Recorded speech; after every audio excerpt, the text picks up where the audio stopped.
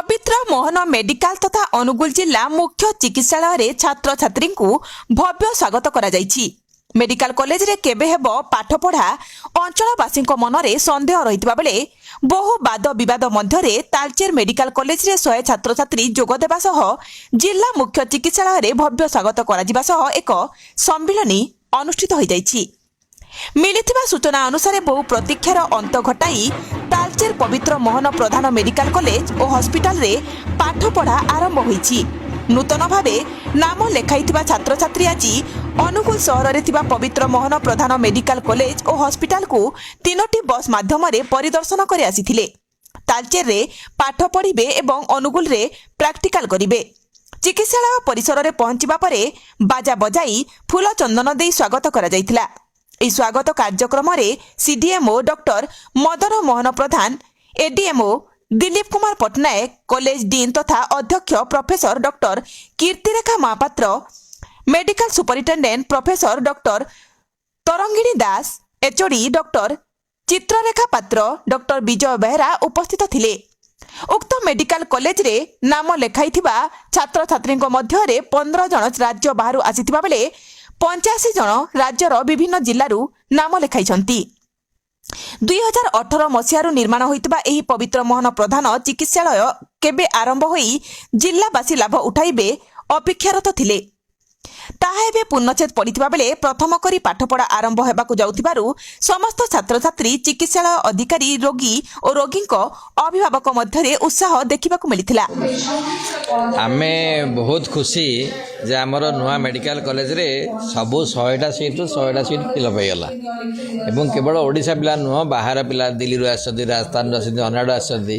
आम जानलु जे अन्य भल कॉलेज पुराना कॉलेज से एडमिशन हाँपाई सिलेक्शन है पर भी केतक यही कॉलेज को चूज कर आम बहुत आशा रखीचु जे आम जो बापा माँ आशा अच्छी आशा अच्छी यही कॉलेज रे से नुआ प्रकार दिगंत सृष्टि हे एवं one of the best college हाँपाई आम काली भी कहूँ जे Talcher medical college one of the best medical college छिड़ा हाँपाई आशा करूँ।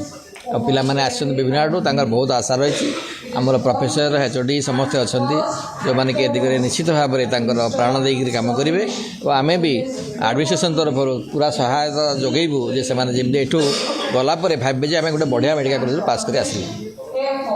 एडमिशन है 2025-26 बैच रो फाउंडेशन कोर्स चली क्लास 10 तारीख रु आरंभ है।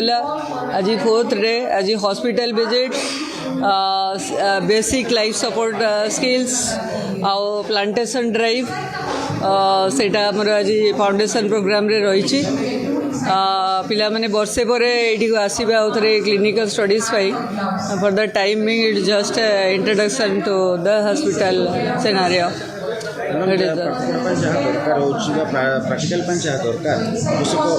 आमर फास्ट एमबीबीएस स्टूडेंट्स सब किसी गवर्नमेंट प्रोवाइड करी जहाँ गवर्नमेंट न दे डिस्ट्रिक्ट एडमिनिस्ट्रेशन आमको सब किसी देछि so that एथरक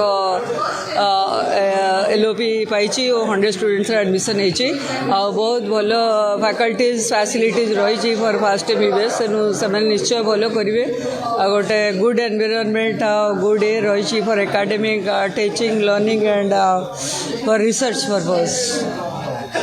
College forte all the professors are very genius, learned and experienced.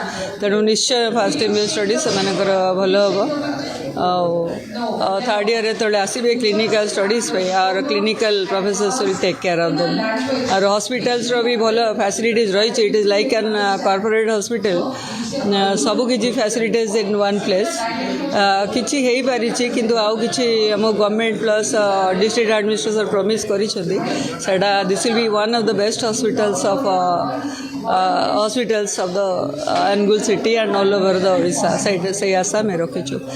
Thanks to those who have helped us in building this college and this hospital. I am really indebted to the DM Collector sir and his district administration and his departments and to the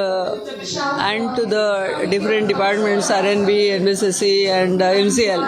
We are all indebted to them for their contribution in building this hospital and college. Thank you.